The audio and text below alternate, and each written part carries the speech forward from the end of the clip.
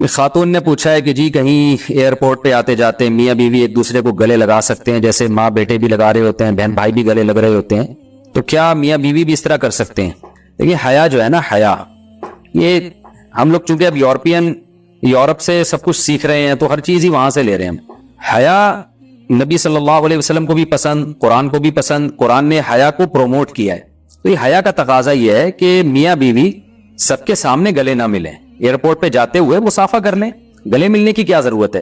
تو یہ اس سے بے حیائی پھیلتی ہے سوسائٹی میں، اتنا لبرل نہ بنے. اسی طرح بہنوں کے ساتھ گلے ملنا جوان بھائی کا یہ بالکل جائز، یہ تو گھر میں بھی نہیں ملنا جائز ہے. ماں بیٹے مل سکتے ہیں، ماں اگر ایجڈ ہے، بوڑھی ہے، کیونکہ ایئرپورٹ پہ اگر جوان ماں ہے اور جوان بیٹا ہے تو پھر لوگوں کو غلط فہمی ہوگی، لوگوں کی کیا پتہ یہ ان کی ماں ہے. تو لیکن اگر واقعی ایجڈ ہے، بوڑھی خاتون ہے، دیکھنے سے لگ رہا ہے کہ یہ معمر خاتون ہے، تو پھر ایئرپورٹ پہ وہ گلے مل سکتی ہے اپنے بیٹے کے ساتھ. تو جو ہے لیکن میاں بیوی یا بہن بھائی گلے ملیں، بہن بھائی تو گھر میں بھی گلے نہیں مل سکتے، جوان بھائی جوان بہن کو گلے نہیں مل سکتا، اور صرف مصافحہ کریں. یا بڑا بھائی ہے تو چھوٹی بہن کے سر پہ ہاتھ رکھ لے، اس سے زیادہ قریب نہیں جانا چاہیے.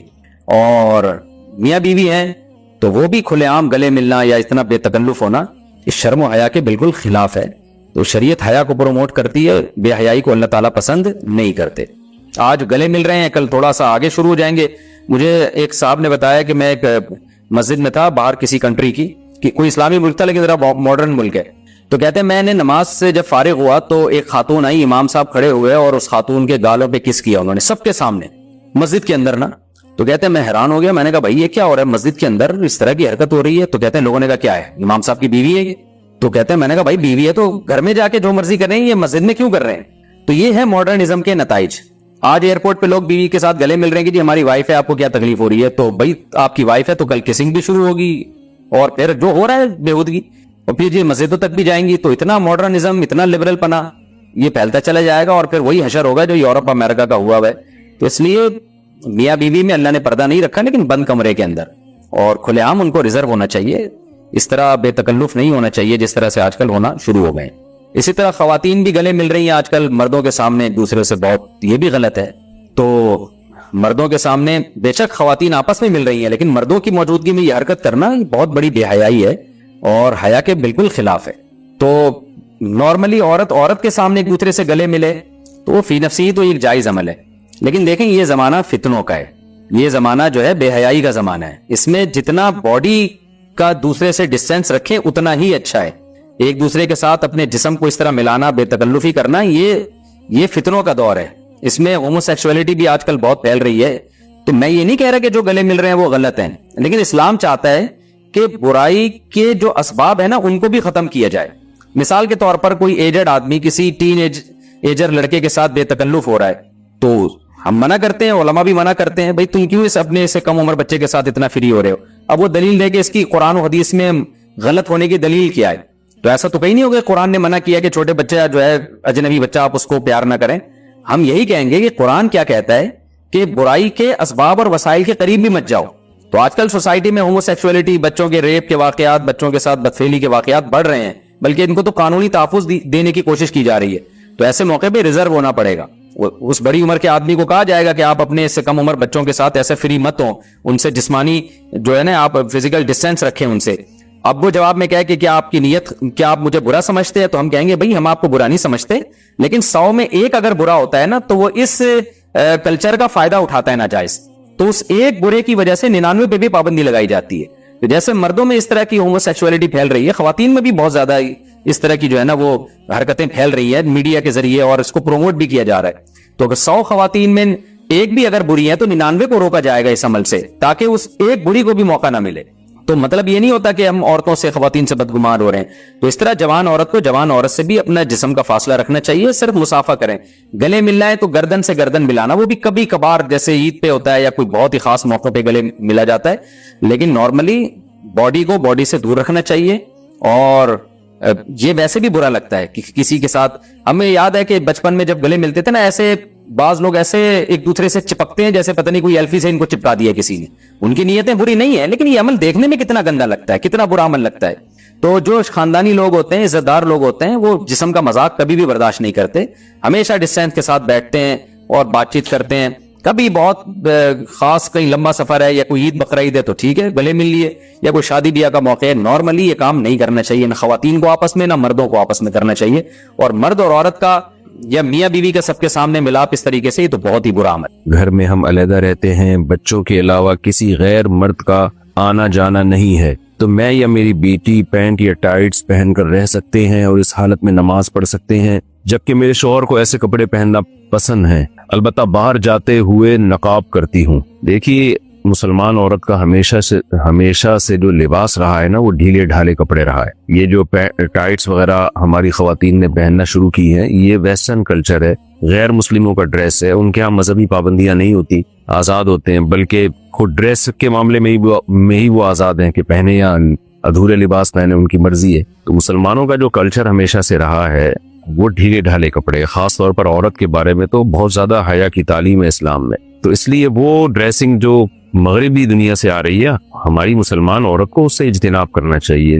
انسان کے ڈریس کا نا اس کے ذہن پر بہت بڑا اثر پڑتا ہے. تو آپ نے بتایا کہ گھر میں کوئی غیر مرد نہیں ہوتا، ٹھیک ہے غیر مرد گھر میں نہیں ہوتا تو، لیکن بچے تو ہوتے ہیں نا، تو بیٹیاں تو ہوتی ہیں، تو بیٹیاں ماں سے پھر وہ ڈریسنگ سیکھتی ہیں. جب غیر مرد نہیں ہے تو پردے کے وہ حکام نہیں ہیں، تو بے پردگی کا تو کوئی گناہ نہیں ہوگا. لیکن یہ کہ وہ بچیاں سیکھیں گی نا وہ ڈریس، تو کیوں اپنی بچیوں کو ایسے ڈریس سکھائے جا رہے ہیں جو اسلامی تعلیمات کے سے میچ نہیں کرتے. یعنی میں نہیں کہہ رہا کہ وہ کوئی خاتون اگر پینٹ پہنتی ہیں اور اوپر اگر اس کے شرٹ بھی ہو نا، لمبی شرٹ ہو، تو وہ حرام تو نہیں عمل کہلائے گا یہ، کیونکہ اوپر لمبی شرٹ ہے. جیسے نماز میں ہم نے دیکھا ہے بعض مرد پینٹ پہنتے ہیں، اس کے اوپر تھوڑی شرٹ نیچے لمبی ہوتی ہے، تو اس میں ایسا نہیں ہوتا کہ وہ سطر کے آزاد نمایاں ہو رہے ہوں. تو اس لیے اگر کوئی خاتون اوپر شرٹ پہن لیتی ہیں جو ذرا لمبی شرٹ ہو یا قمیص پہن لیتی ہیں تو وہ ٹھیک ہے، کیونکہ پردہ ہو جاتا ہے مکمل، بشرطے کہ شرٹ بھی ذرا ڈھیلی ڈھالی ہو. لیکن یہ کہ بہرحال حیا کے مطابق نہیں ہے. یعنی جیسے حیا کا جو تقاضا ہے وہ یہی ہے کہ عورت وہی ڈریسنگ پہنے جو مسلمانوں کی ڈریسنگ، مسلمان عورتوں کی ہمیشہ سے ایک ڈریسنگ چلی آ رہی ہے، ڈھیلے ڈھالے کپڑے پہنے وہ. تو اس لیے آپ کو میں مشورہ دوں گا، قطع نظر اس سے کہ حلال و حرام کیا ہے، گنجائش تو دی جا سکتی ہے. اگر میں نے بتایا جیسے پینٹ کے اوپر ایک کرتا پہن لے خاتون، تھوڑا سا لمبا کرتا ہو، تو گنجائش تو ہے، لیکن ایسی ڈریسنگ کو فروغ نہیں دینا چاہیے. اور خاص طور پہ اپنے بچوں کو حیا سکھانی چاہیے، بیٹیوں کو. حیا ختم ہونے سے بڑے مسائل کھڑے ہو جاتے ہیں فیوچر میں. تو اس لیے میں آپ کو یہی دوں گا کہ شریعت کی روشنی میں ترغیب اسی کی ہے کہ آپ ایسا ڈریس نہ پہنیں.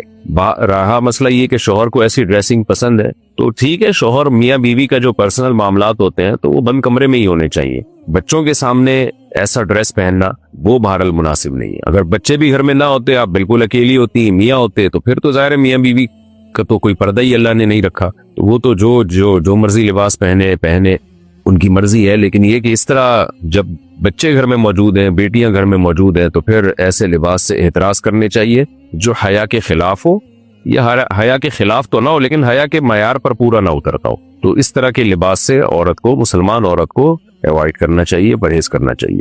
میاں بیوی کا ویڈیو کال پر ایک دوسرے کا برہنہ جسم دیکھنا، یہ سوال اگرچہ حیا کے خلاف ہے لیکن بہت زیادہ پوچھا جاتا ہے یہ سوال، تو اس لیے میں بیان کر رہا ہوں. میں سعودی عرب میں رہتا ہوں، میری زوجہ پاکستان میں رہتی ہیں، ہم ویڈیو کال کرتے ہیں، تو اگر ویڈیو کال میں ہم ایک دوسرے کا جسم دیکھیں تو کیا یہ جائز ہے یا نہیں، اس میں کوئی گناہ تو نہیں ہے؟ ایک صاحب نے پوچھا ہے سعودی عرب سے. یہ سوال بہت سارے لوگ پوچھتے ہیں کہ میاں بیوی ایک دوسرے سے دور ہوتے ہیں، ان میں ایک شہوت پیدا ہو چکی ہوتی ہے، خواہش بھڑک رہی ہوتی ہے، تو اپنی خواہش کی تکمیل کے لیے پھر شوہر اکثر مطالبہ یہ شوہروں کی طرف سے ہوتا ہے، وہ بیوی کو بے لباس ہونے کا کہتے ہیں. تو دیکھیں جائز تو ہے، میاں بیوی ایک دوسرے کو دیکھ سکتے ہیں، ایک دوسرے سے فائدہ اٹھا سکتے ہیں، اللہ نے ایک دوسرے کے لیے حلال کیا ہے. لیکن مسئلہ یہ ہے کہ جب وہ فزیکلی ایک دوسرے سے اتنا دور ہیں تو اس سے فائدہ کیا ہوگا؟ اس سے تو اور شہوت بھڑکے گی، اس کو پورا کیسے کریں گے؟ سعودی عرب میں ایک آدمی بیٹھ کر اپنی بیوی کو اسکائپ پہ دیکھ رہا ہے، نیوڈ حالت میں دیکھ رہا ہے، تو جذبات بھڑکیں گے نا اس سے. اب وہ جذبات کی تکمیل کیسے ہوگی؟ یا تو وہ ہاتھ کے ذریعے اپنی تکمیل کریں گے، یہ بھی حرام ہے،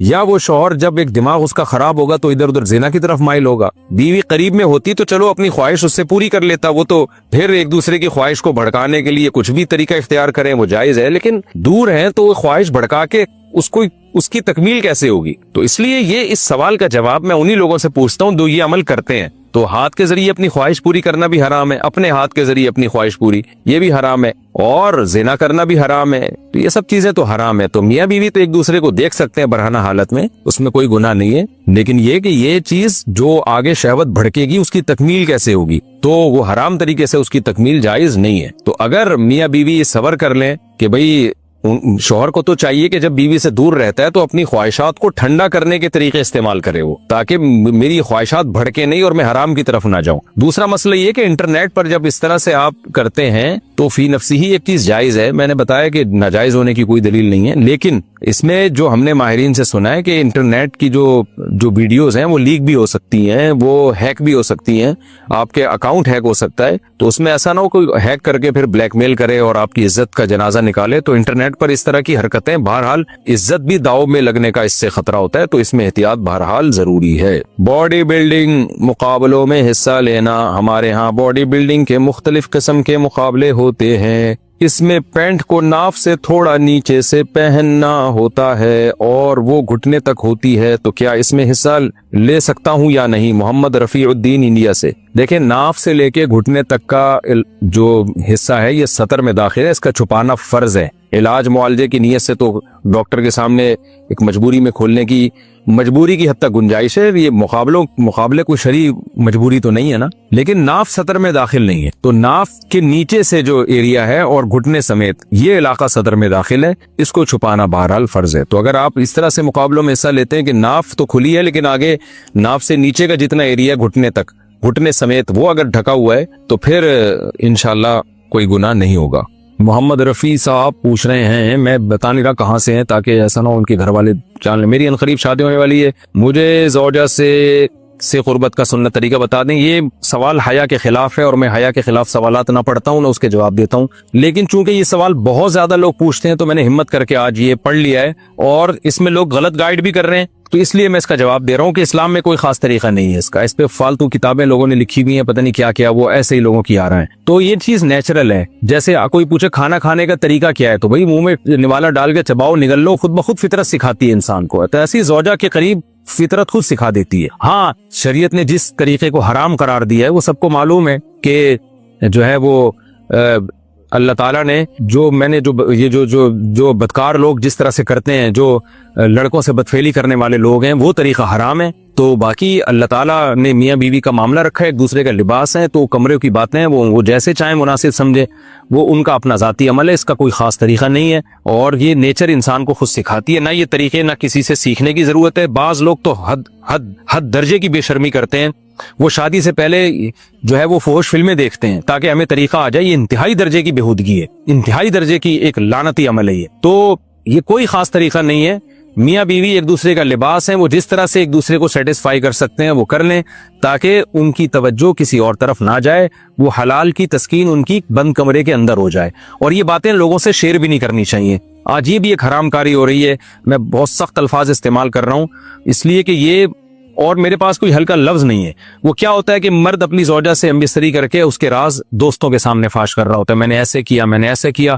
لڑکیاں بتا رہی ہوتی ہیں اپنی فرینڈز کو کہ میرے شوہر نے میرے ساتھ ایسے کیا. یہ بہت لعنتی عمل ہے. آپ صلی اللہ علیہ وسلم نے فرمایا جو عورت اپنے شوہر کے راز یا شوہر بیوی کے راز فاش کرتا ہے اس پر لعنت ہے. حدیث کا مفہوم ہے یہ. تو یہ بند کمرے کی میاں بیوی کی باتیں, جس طرح سے وہ ایک دوسرے کو سیٹسفائی کر سکتے ہیں وہ کریں, ایک دوسرے کے لیے وہ حلال ہیں. اور بس وہ طریقہ جو لڑکوں سے بدفعلی والا طریقہ ہے وہ طریقہ اسلام میں حرام ہے.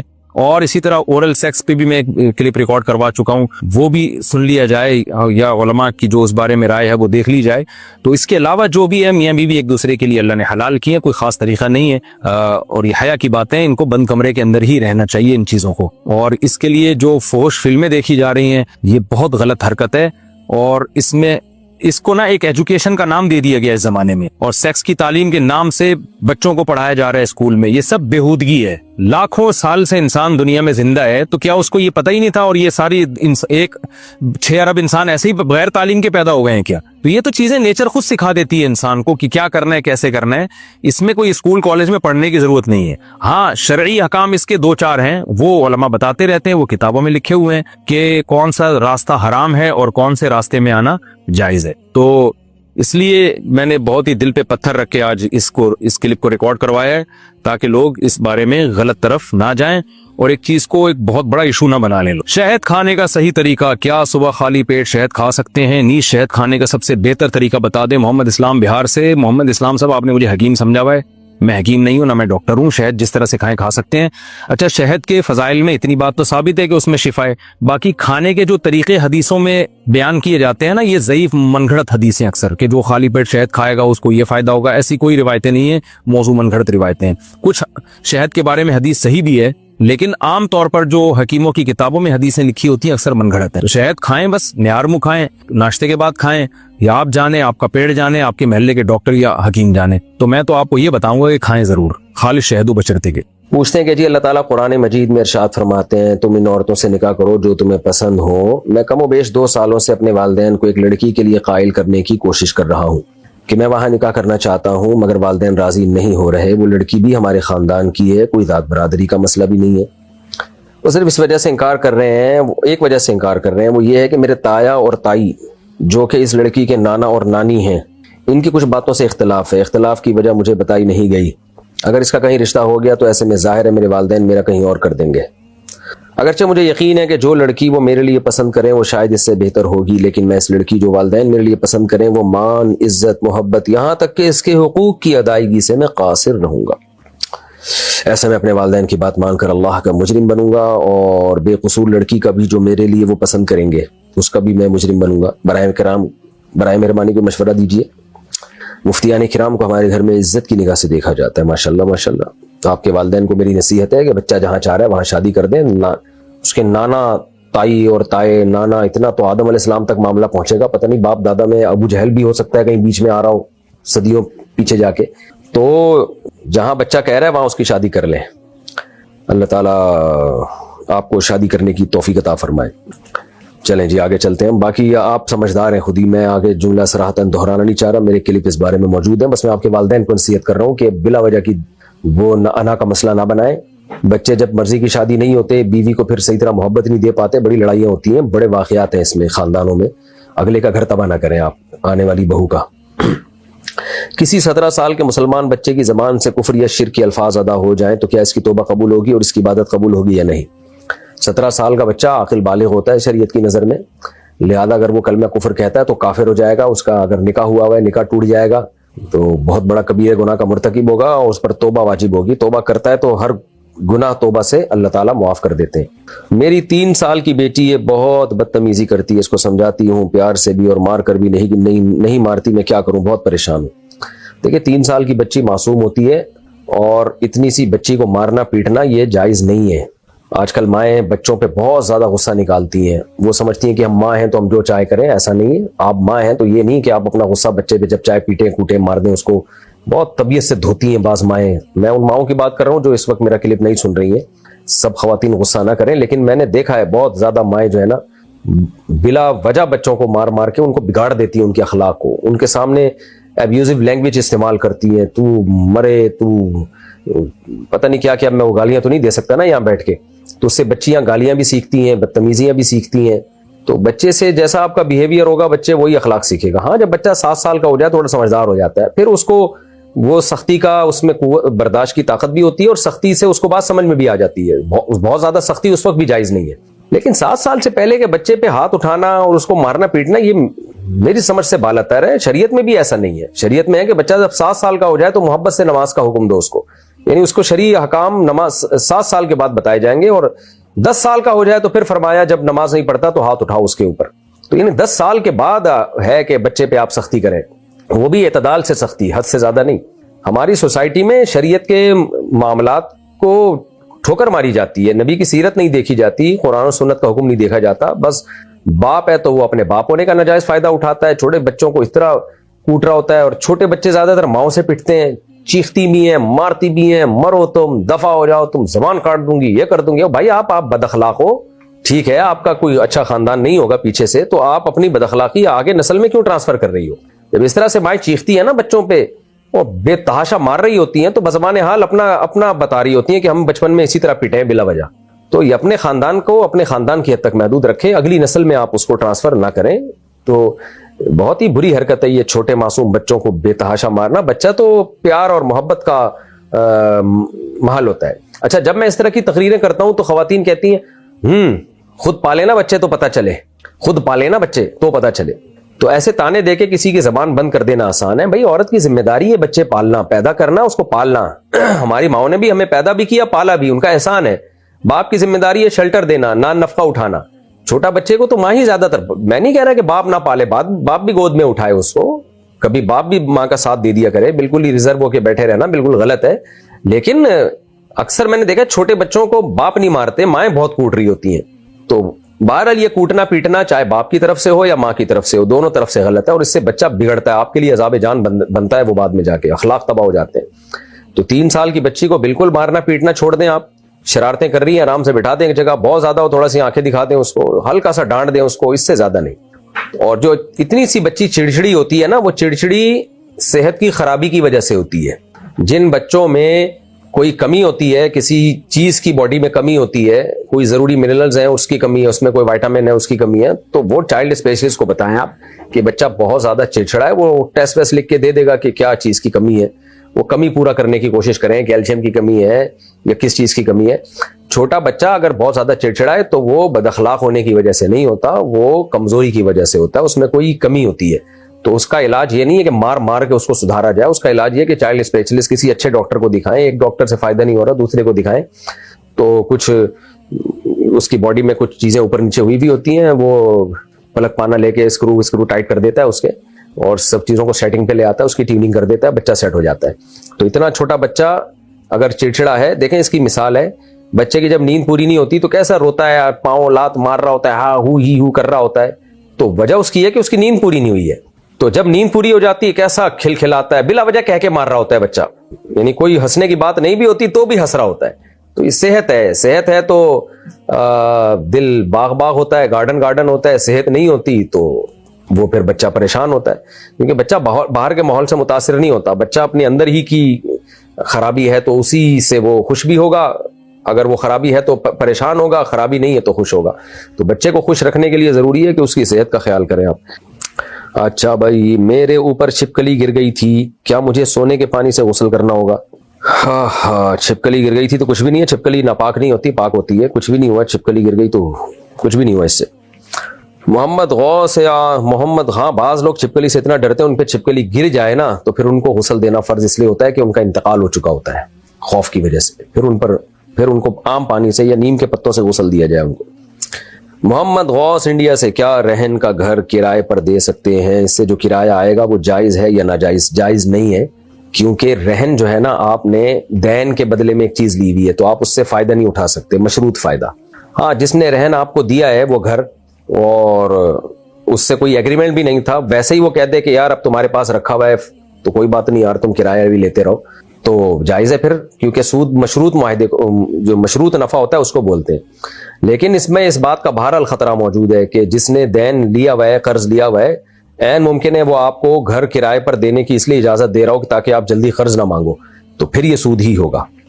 اس لیے احتیاط یہی ہے کہ نہ دیا جائے کسی بھی صورت میں کرائے پر دے دیا تو کرایہ سارا اس کے حوالے کیا جائے جس کا گھر ہے.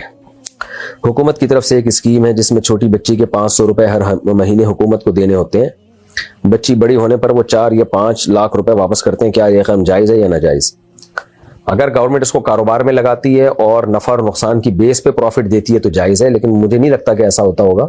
بظاہر یہ ایسا ہی ہے کہ بس وہ متعین نفع پکڑا دیتی ہے تو پھر یہ سود ہی ہے. نشے کی حالت میں جب بندے کی بات کی کوئی قانونی حیثیت نہیں ہوتی تو اس حالت میں طلاق کیسے واقع ہو جاتی ہے؟ دیکھیں، قانونی حیثیت نہیں ہوتی، دنیا کے قانون میں، شریعت کے قانون میں اس کی حیثیت ہوتی ہے. لیکن دنیا کا قانون یہ کہ نشے میں کسی نے قتل کر دیا تو اس کو پھانسی پہ لٹکایا نہیں جاتا، لیکن شریعت کے قانون میں ہے، پوری امت کا اجماع ہے کہ آپ نشے میں بندہ مار دیں تو آپ کو اس سے قصاص لیا جائے گا، آپ کو بھی لٹکایا جائے گا، آپ کی بھی گردن اڑائی جائے گی. تو یہ کہنا کہ نشے میں کوئی بھی تصرف نافذ ہی نہیں ہوتا، یہ اپنا بنایا ہوا فلسفہ ہے آپ کا، شریعت میں ایسا نہیں ہے. اور طلاق کا مدار شریعت نے زبان پہ رکھا ہے، زبان پہ. تو نشے میں انسان کی جو ہے 2 جہتیں ہوتی ہیں. ایک جہت تو یہ ہے کہ وہ پراپر اس کا دماغ کام نہیں کر رہا، لیکن ایک جہت یہ ہوتی ہے کہ وہ بالکل ایسا بھی نہیں ہوتا کہ بالکل ہی اس کا دماغ معاف ہو جائے، جیسے کہ سوتے ہوئے آدمی کا ہوتا ہے یا جب پاگل دیوانے کا ہوتا ہے، ایسا بھی نہیں ہوتا. یہی وجہ ہے کہ نشے میں جب کوئی طلاق دیتا ہے نا، بیوی کو دیتا ہے، اپنی ماں کو نہیں دے رہا ہوتا، بہن کو نہیں دے رہا ہوتا طلاق. آج تک میں نے نہیں دیکھا کہ نشہ کر کے آدمی آئے اور اپنی والدہ کو طلاق دے رہا ہو یا بہن کو طلاق دے رہا ہو، اس کو پتا ہوتا ہے کہ بیوی کون ہے، ماں کون ہے، تو ان کمبختوں کا دماغ جو ہے نا یہاں تو چل رہا ہوتا ہے کہ بیوی ہے، اس کو طلاق دینی ہے، اور طلاق دے کے پھر یہ کہتے ہیں ہمارا دماغ کام نہیں کر رہا تھا. تو تیرا دماغ کام نہیں کر رہا تھا تو بیوی کو کیوں دی طلاق؟ تو نے غفار بھائی کو کیوں نہیں دے دی، ستار بھائی کو کیوں نہیں دے دی؟ تو اسی لیے علماء نے بیان کیا ہے کہ نشے میں ایسا نہیں ہوتا کہ انسان بالکل مغلوب العقل ہو جائے اور اس کے تصرفات شرعی طور پر بالکل ہی کالعدم ہو جائیں، ایسا نہیں ہوتا. تو دونوں جہتیں ہوتی ہیں. ایسا بھی نہیں ہوتا کہ 100% دماغ کام کر رہا ہو، ایسا بھی نہیں ہوتا کہ دماغ بالکل ہی کام نہ کر رہا ہو. اس لیے فقہاء نے اعتدال والی رائے اختیار کی ہے کہ اگر نشہ کسی اور نے کرا دیا ہے اس کو زبردستی تو پھر اس کو معذور سمجھا جائے گا، پھر یہ طلاق دیتا ہے تو نہیں ہوتی. لیکن اگر نشہ اس نے خود کیا ہے تو پھر یہ معذور نہیں ہے، اپنے تمام تر تصرفات کا پھر یہ ذمہ دار ہوگا. اگر قتل کرتا ہے کسی بندے کو تو اس کو بھی قتل کیا جائے گا، طلاق دیتا ہے تو اس کی طلاق نافذ ہوگی. لوگ کہتے ہیں کہ نشہ اس نے کیا، بیوی کا کیا قصور ہے؟ طلاق میں شریعت نے یہ نہیں دیکھا کہ بیوی کا قصور ہے یا نہیں. ایک آدمی بلا وجہ بیٹھے بیٹھے بیوی کو طلاقیں دے دے تو اس میں کیا قصور ہے بیوی کا؟ تو طلاق میں شریعت نے زبان پہ حکم کا مدار رکھا ہے کہ زبان سے الفاظ نکال دیے تو ہو گئی. اس لیے نشہ کر کے کوئی اگر بیوی کو طلاق دیتا ہے تو طلاق واقع ہو جاتی ہے. اور باقی خواتین کو میں کہتا ہوں کہ اگر شوہر نے 3 طلاقیں دے دی ہیں نشے میں تو پھر ادھر ادھر سے فتوے نہ لیتی پھرا کرو کہ طلاق نہیں ہوئی، شکر ادا کرو کہ ہو گئی ہے طلاق. کیونکہ جو آدمی نشے میں طلاقیں دے سکتا ہے نا وہ نشے میں 3 گولیاں بھی مار سکتا ہے، نشے میں 3 چاقو بھی مار سکتا ہے. تو بس اللہ نے جان چھوڑا دی، اس پہ اللہ کا شکر ادا کرو کہ نشے میں اس نے طلاق دی ہے، کوئی اور اس سے بڑا کام نہیں کیا. ورنہ اگر ادھر ادھر سے خواہشات کی بیس پہ فتویٰ لے کے رہ لی تو کل ہو سکتا ہے 3 گولیاں مار دے آپ کو نشے میں آ کے. تو پھر رشتہ دار یہی کہیں گے نشے میں تھا، کوئی مسئلہ نہیں ہے یار، فتویٰ لے لو، قصاص نہیں ہے، پھانسی نہیں ہے. وہاں سب جا کے کہیں گے نہیں جی اس کو ہم پھانسی پہ بھی لٹکائیں گے، بہنوئی کو یا داماد کو، کیونکہ اس نے گولی ماری ہے. اب نشے کو وہاں لوگ کوئی عذر نہیں سمجھتے کہ لوگ جو ہے نا کہ یہ کوئی عذر ہے. تو شریعت میں یہ ہے کہ آپ نے نشے میں گاڑی چلاتے ہوئے بندے کو پیل دیا آپ نے تو بھی آپ سے دیت لی جائے گی، تو بھی آپ کو 2 مہینے کفارے کے روزے رکھنے پڑیں گے. نکاح میں کفو کی شرط مستحب ہے یا واجب؟ کیا غریب اور امیر کا نکاح شریعت میں ہو سکتا ہے؟ دیکھیں نکاح میں کفو کی جو شرط ہے نا وہ لازم ہے. اصطلاح کے شریعت کی اصطلاح میں اس کو میں نے کوئی اصطلاح میری نظر میں سے فقہی اصطلاح نہیں گزری ہے کہ واجب ہے یا سنت موقدہ ہے. تحقیق کر کے میں بتا بھی سکتا ہوں، کتابوں میں دیکھ لوں گا انشاءاللہ. لیکن سر دست جو اس کا جواب ہے وہ یہ ہے کہ شریعت نے منع کیا ہے، اور منع کرنے کا آخری درجہ کراہت اور مکروہ تو بہرحال ہے ہی، کیونکہ نکاح کی مصلحتیں حاصل نہیں ہوتی اگر لڑکی کا غیر کفو میں نکاح کیا جائے. اس کا بہت زیادہ صحابہ کرام خیال کیا کرتے تھے، حدیث میں بھی ہے، حضرت عمر کا بھی قول ہے کہ عورت کا غیر کفو میں نکاح نہ کیا جائے، کیونکہ عورت ماتحت ہوتی ہے شوہر کے. اگر شوہر اس سے کم درجے کا ہے تو وہ ماتحتی کیسے اختیار کرے گی؟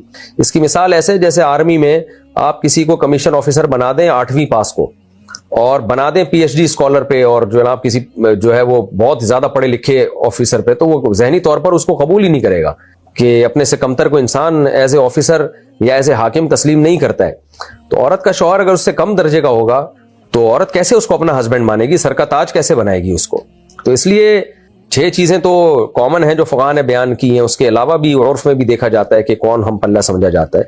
باقی غریب اور امیر کی شادی بھی ہو سکتی ہے.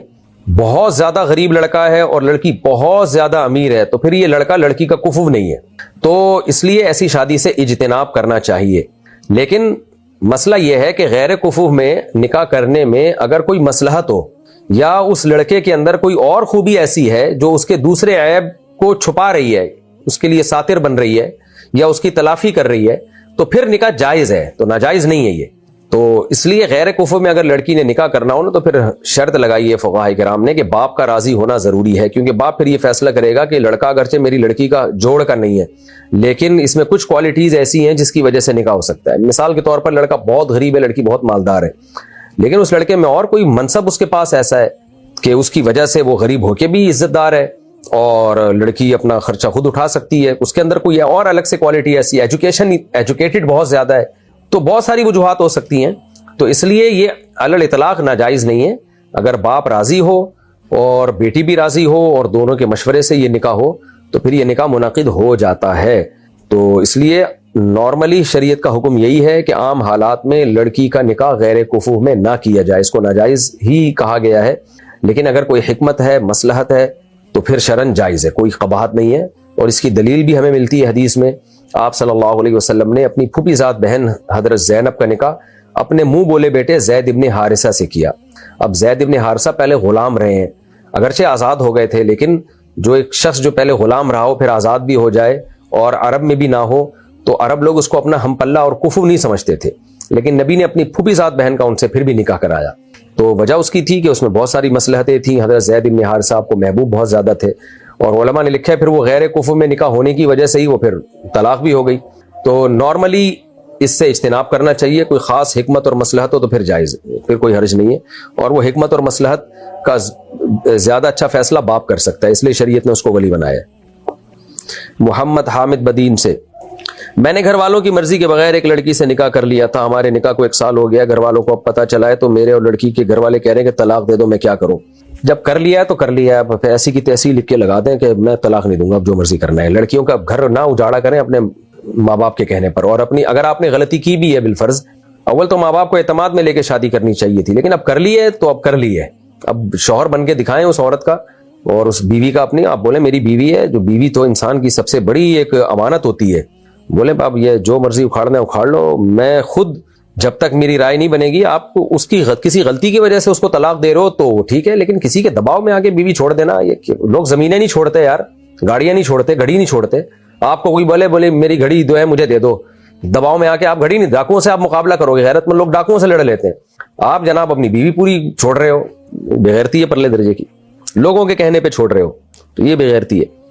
تو بغیرت مت بنو، غیرت مت بن کے دکھاؤ. اور اس کا طریقہ یہی ہے کہ دفعہ دھمکی لگا دو، بولے ایسی کی تیسی طلاق نہیں دوں گا، جو اکھاڑنا ہے اکھاڑ لو. اسٹائل تھوڑا چینج کرنا پڑتا ہے سوسائٹی کے ساتھ چلنے کے لیے. ثناء اللہ صاحب دبئی سے: بیوی کو ماما یا امی کہنا کیسا ہے؟ بغیرتی ہے پرلے درجے کی بھائی صاحب، جائز نہیں ہے، گناہ کی بات ہے. کچھ اور کہہ لو یار. اگر امام سجدے میں ہو تو جماعت میں شامل ہونے کے لیے تکبیرہ تحریمہ کہہ کر سجدے میں چلے جائیں یا پہلے قیام کرنا ہوگا؟ پہلے قیام کرنا ہوگا، بے شک چند سیکنڈ کا قیام ہو، لیکن کرنا ہوگا، اس کے بعد سجدے میں جائیں.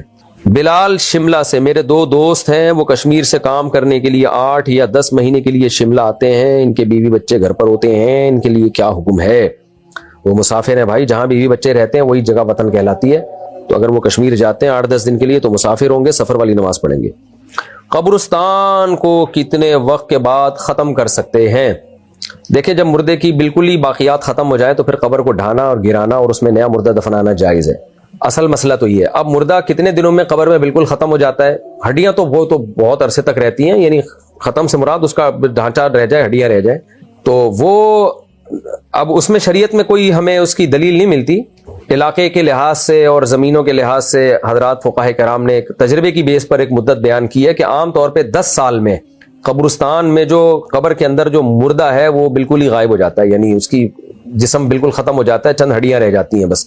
تو اس لیے نارملی جو نارمل زمینیں ہیں ان میں 10 سال کے بعد نیا مردہ دفنانا جائز ہے، تو کوئی حرج نہیں ہے.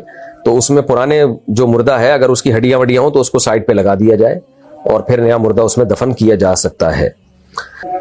البتہ اگر میت کا جسم صحیح سالم نکلے، جیسے بعض اکابر بزرگان کے ایسے واقعات ہیں، بعض شہداء کے واقعات ہیں کہ جب ان کی قبر کو کھولا گیا تو جسم پورا سلامت تھا، تو وہ کرامت ہے ان کی، تو پھر وہاں دوسرا مردہ دفنانا جائز نہیں ہے. تو نارملی 10 سال. باقی اب برفانی علاقوں میں تو 100 سال تک لاشیں قبر کے اندر سلامت رہتی ہیں، وہاں پھر دفنانا جائز نہیں ہوگا. تو نارمل جو عام طور پہ کراچی اور پنجاب کی زمینیں، میں ان کی بات کر رہا ہوں. بلال شملہ سے: اچھا یہ ہو گیا. سوتے میں مدی نکلنے سے کیا غسل فرض ہوگا؟ دیکھو 100% یقین ہے کہ مدی ہے تو پھر غسل فرض نہیں ہوتا. غسل منی سے فرض ہوتا ہے، مدی سے نہیں ہوتا. ابراہیم شیخ کراچی سے: میزان بینک کا منافع حلال ہوگا یا حرام؟ لوگ کہتے ہیں کہ یہ سود ہے. ابراہیم مہربانی تفصیل سے بتا دیں. لوگ غلط کہتے ہیں، لوگوں کی اس بارے میں پوری تحقیق نہیں ہے. جن علماء نے بینکوں کے نظام کو پورا پڑھا ہے، میں نے کیونکہ پڑھا ہے اور میں گیا ہوں 1 سال تک پوری اسی کام میں تحقیق میں لگا رہا ہوں میں، تو اس لیے ہمیں اطمینان ہے اس کے جائز ہونے پر. اس لیے میزان بینک یا اسلامی بینکوں کا نفع حلال ہے، آپ استعمال کر سکتے ہیں. اپنی سوتیلی خالہ سے شادی کرنا جائز ہے یا ناجائز؟ سوتیلی خالہ سے کیا مراد ہے؟ اگر آپ کی والدہ کی وہ باپ شریک بہن ہے تو بھی نکاح حرام ہے. اگر آپ کی والدہ کی وہ ماں شریک بہن ہے تو بھی نکاح حرام ہے. اس کے علاوہ کوئی اور رشتہ ہے تو پھر جائز ہے نکاح. یعنی آپ کی والدہ کا اور آپ کی خالہ کا والد اگر ایک ہے، والدہ الگ الگ